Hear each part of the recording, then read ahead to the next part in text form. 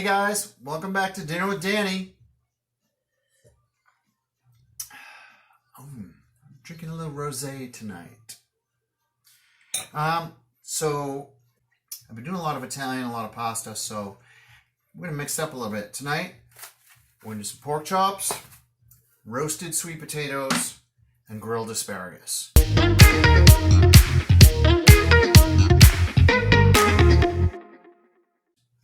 Alright, I'm going to show you how to make an amazing pork chop with a nice maple glaze that I learned from Rachel Ray, but I'm not sure if I'm doing it the same way she is because I can't remember what she did.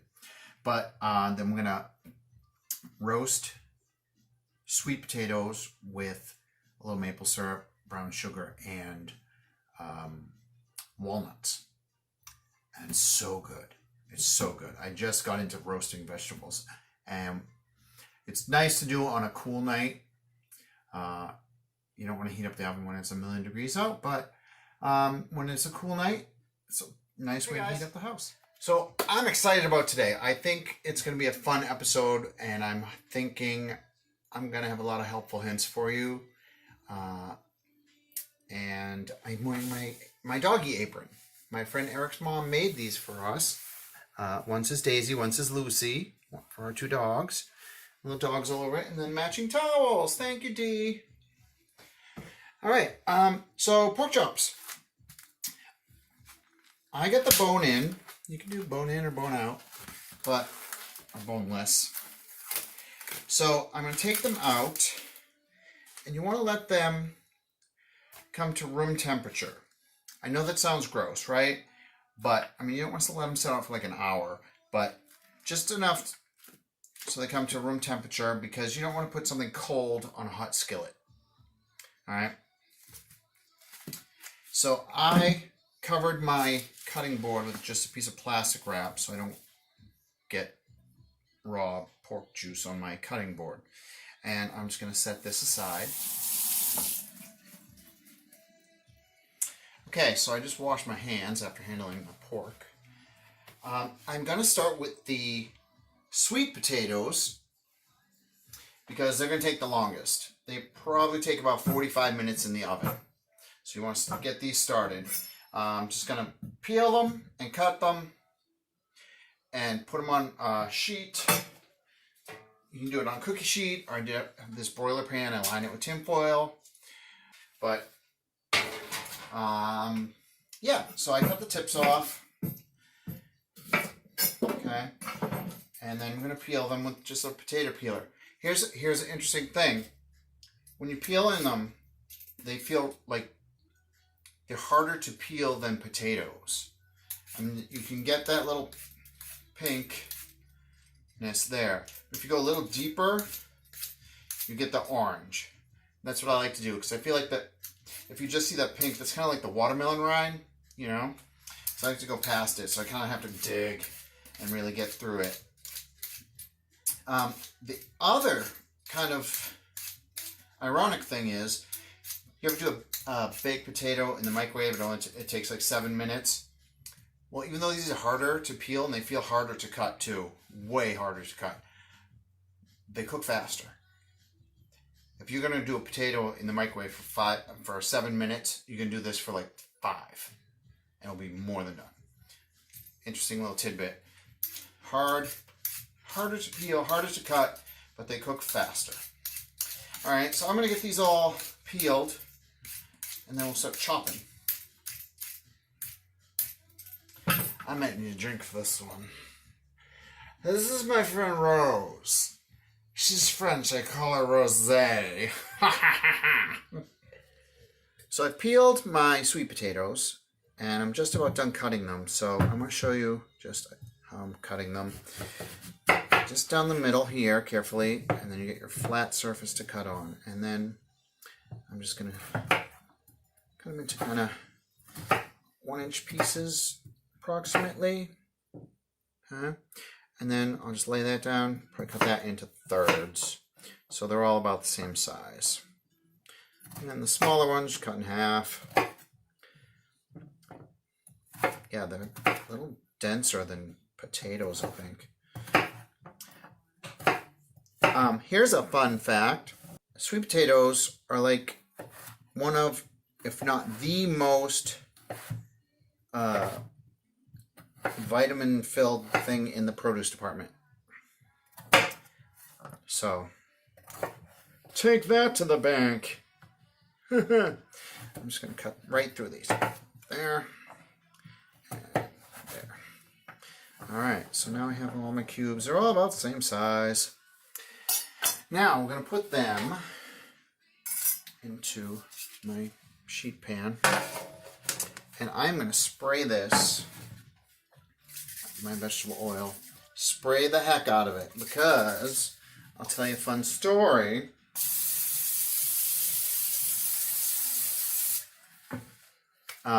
Last time I made these, I think it was on Christmas Eve or something, and I was making like a prime rib and had to have the oven at like 400, and I put these in with it, and because it's got brown sugar and maple syrup on it, it burnt. It was way too hot, and it burnt, and it was smoky, and the fire smoke alarm went off. Ugh, what a nightmare. So we're not going to cook it at 400 today, but... Oh, what am I doing? Ah, I love this thing. So if you don't have one, get one. Alright. Alright, we're going to just kind of make sure they're all in one layer, but I do want them close together at first, because I'm going to spray these with olive oil. It's just vegetable oil or olive oil. And spray these, make a nice coating, right? Or you could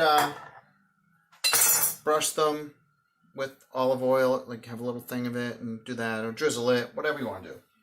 Okay. Spraying it's the easiest thing. Then, simple. This is so easy and so yummy. All right, salt and pepper. Okay.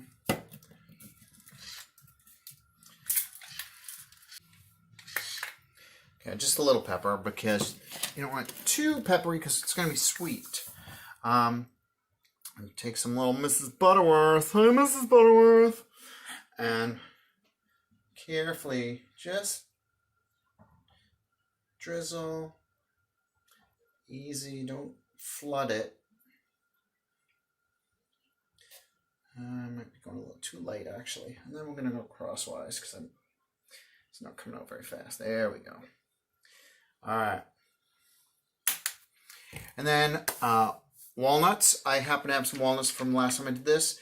And what I did was, because they're kind of big, I put them into a Ziploc bag and just crushed them either with a rolling pin or a frying pan and just crush them so they're small. I don't know if you can see that. Nice and small. And I can just go like this and kind of sprinkle them through. It adds a really nice crunch. Because these are going to get soft. And it's going to be sweet, crunchy. It's almost like a dessert. It's just so good. And it's so easy. You just put it in the oven and forget about it. You can use these too. They're already glazed if you want to make them really sweet. But I think I'm good. And then brown sugar. So I'm going to add a little brown sugar. And this is all clumped together and hard as a rock. You can see, look at this. All right, so here's what I'm going to do.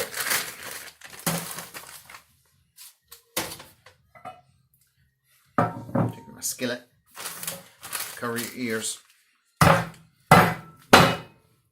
So that didn't work that great. There's still big chunks, so I'm going to try and roll it. It seems like a lot of work. But if you have brown sugar that's new, it won't be like this. Okay. So I have my brown sugar that's nice and soft and crumbly. And kind of just a little. Don't do too much because it's going to be like too sugary and dessert-like, and it's your side dish. I mean, come on. Don't go crazy with it. I'm going to go crazy with it. I'm feeling crazy. All right. I'm going to put that in the oven, which I should have been preheating. I'm going to say 350 for about 45 minutes. Here's a fun little tip, if you don't know already. When you get asparagus, don't put them in the fridge like in a bag laying down. Put them in a glass of water like this. They stay longer. And then when you want to break or cut your asparagus, you take it and you just kind of bend it, and wherever it naturally breaks, that's where it wants to break. Okay? That's where you should have cut it, right there. All right? Okay, I'm going to keep going with this, and we'll be back. Maybe a little glass of wine first. All right, so I put my sweet potatoes in the oven at 350 degrees, timing for 45 minutes. Preheat your oven, I forgot to do that. Start preheating when you start cutting. And then everything will be ready to go. So while you're waiting for your sweet potatoes, which is going to take 45 minutes, you don't want to start your pork chops for another half an hour. In the meantime, what's pork chops without applesauce? Yes, we're going to make applesauce. Pork chops and applesauce. Come on, say it with me. Pork chops and applesauce. You know you just did. All right. Remember this little guy? All right, so I got like 3 apples, Macintosh, Gala, whatever. Whatever we have. I'm going to peel them. I usually just go around the top and the bottom. And then I just cut into little strips. Peel the strips like this. You can see that. Oops. Peel it whatever way you want. You know how you probably like to do the whole thing. We try and go all the way around without whatever. Shut up, Karen. All right, so I'm gonna peel these, and then before I put them in the food processor, I'm going to make them a little smaller, chop them with my kachanka. If you don't have one of these, it's awesome. I call it my kachanka. It's great, especially if like you want to have apple slices like for your lunches or whatever. I won't just pick up an apple and start eating it, but if I have like a thing of sliced ones I can just pick at, then I'll eat it. But the key is with this, or just chop them up into small pieces. Core it, chop it up. All right, just cut it in half. Cut it in half again, and then if you cut on the diagonal, you'll cut out the core. All right. You see that? But since I have my handy dandy little thing, I'm going to use my kachanka. So before I use this, what I've learned the hard way is to cut the bottoms off so it sits flat. If you have one of those apples that it's kind of weird shaped, it goes all crooked and it's a big pain in the butt. You like get stuck in there and you can't get it out. So I put it here. I'm going to move this camera closer so you can see it. Then you take your kachanka, put it right in the center, and then push the bottom out. And there's your core. You can throw it out or compost it. Right, Amy? All right, I cut the bottom. This kachanka. Now I'm going to put all my apples. I only did 3. It's just my husband and me eating. So I don't need a whole ton of applesauce. This will really kind of grind down. Probably enough for 2 servings.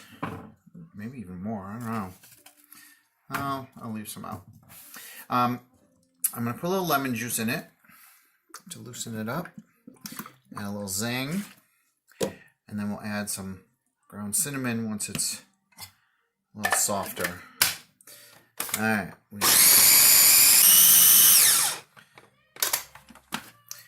All right, it's looking a little like applesauce. I'm going to throw the rest of these in. Now that there's room, see, I told you it would go down. I told you. I'm going to sprinkle some cinnamon. Maybe a little more lemon juice just to, I don't know. Shut up, Danny.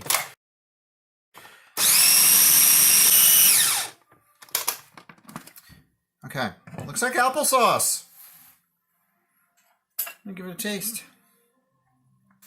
Look at that. Oh my god, sweet. Tart. I think I'm going to put a little more cinnamon in it.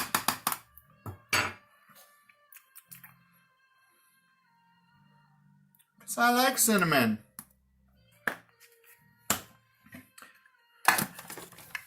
That used to be my stripper name.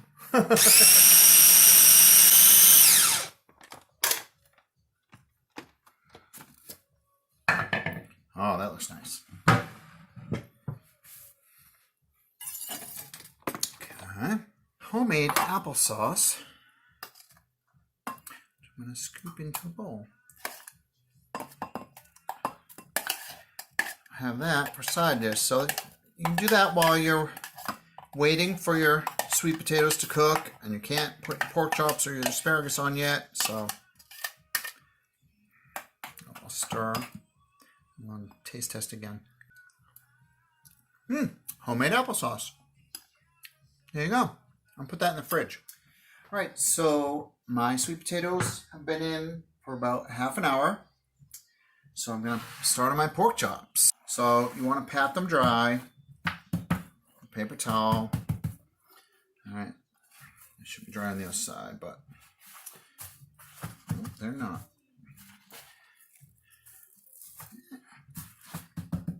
Pat them dry. And a little salt and pepper.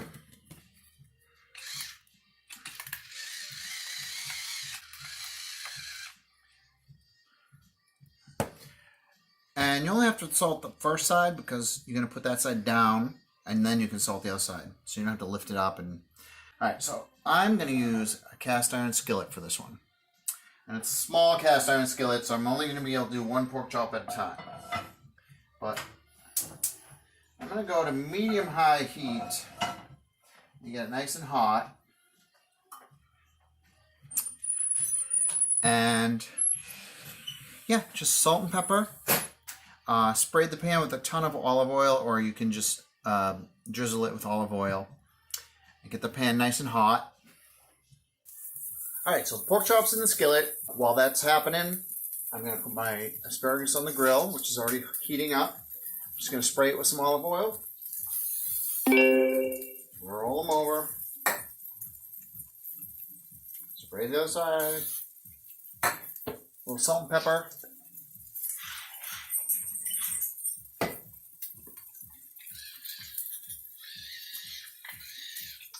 And then we're just going to put them on the grill, lay them across so they don't fall in this way. So it's been a few minutes, and I'm out at the grill. You turn these over. We'll roll. You could steam them. I usually steam them, but I thought I'd mix it up a little tonight. So I'm loving my roasted vegetables and my grilled vegetables. So give those a few minutes. So I took my sweet potatoes out of the oven. They smell delicious. They look perfect. So I'm going to cover them with some tin foil. And I decided to put a screen on top of my pork chop. Ooh, that's a nice color. Alright, so the pork chops are done. I have them covered in tin foil.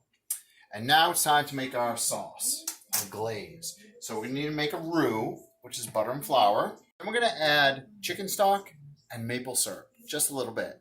And then we'll put the pork chops back in and flip them on each side, and it'll be delicious. Oh my god. Okay, so I'm just using a teaspoon. My skillet is still hot. I turned it down to low, but just a big teaspoon. I don't want to do too much. It's on low. Make it on very low. I don't want to burn the butter. Take it off the heat for a minute. Ooh. Oh, you know what I want to do? Take this opportunity to scrape up some of these brown bits from the pork chops. Get those brown bits in there. That's going to add some flavor. Hopefully this isn't hurting your ears. Okay. Take the same amount of flour. This is where I want to kind of work quickly. Add a little bit of flour in there to the butter just to make a roux, and it will not cook, but it kind of just so you can smell it that it's not raw flour anymore. Usually it's a little lighter than this, but I had so much brown bits in there. It's kind of brown. So you see how it's like a thick kind of paste there? That's what you want right there. Okay. And then we add a little chicken stock. Like one circle around. Okay. And then that start to thicken with the roux. I remember every Thanksgiving my mother making gravy, and she would take the turkey juice from the pan and add butter to it.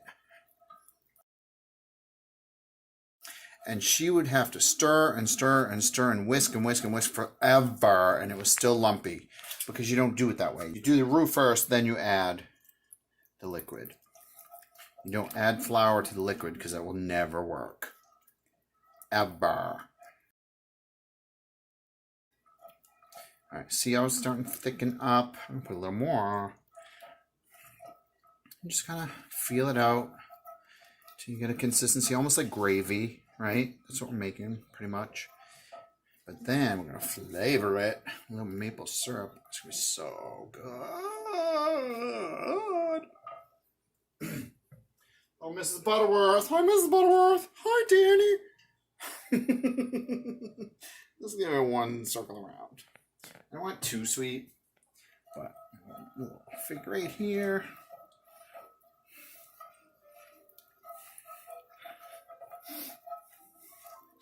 I can smell it.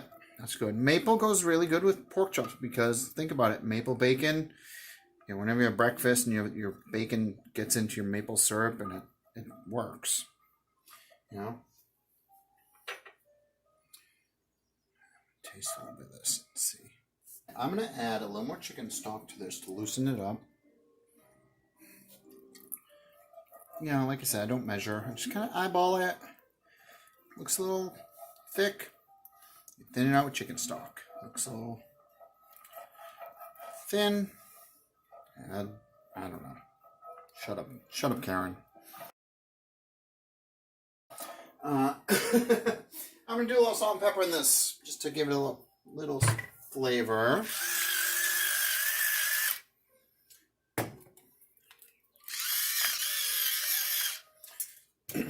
And a whisk.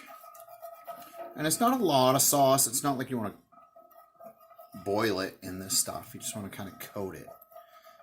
Alright. I'm going to take another taste of this. I think we need a little more maple. Let's add a little more maple. I haven't done this one in a long time. So, I'm trying to remember the proportions of how much maple syrup and how much chicken stock. You get to know as you go along. Do a little salt.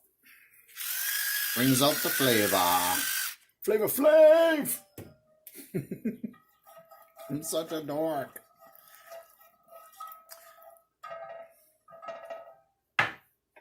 One more. Taste there. See if that helped. Mmm. That's delicious. Okay, so now we're ready to put our pork chops back in.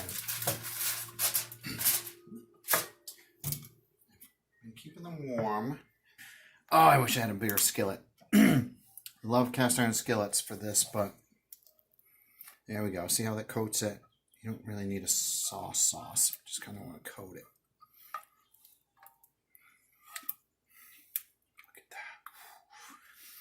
Smells so yummy. There we go. And they're already cooked, they're already warm. So I think just let it sit there for 1 minute while I get ready to plate. All right, we're ready to plate my pork chop with the maple glaze. Oh, that looks good. And we have our sweet potatoes roasted with maple syrup and walnuts and brown sugar. We have our grilled asparagus, and then a little dollop of applesauce, homemade applesauce, pork chops and applesauce. And then I got some fresh parsley at the store, so why not? Makes it extra fancy with its fresh parsley. Look at that. Like a restaurant.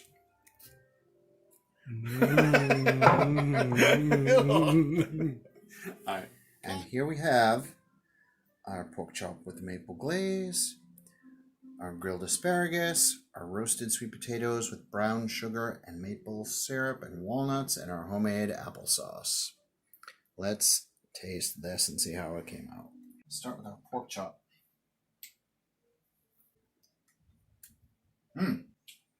Asparagus. Perfect. And then our sweet potatoes.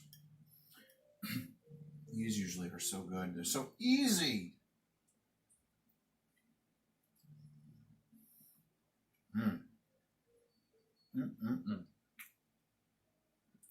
And last but not least, our homemade applesauce.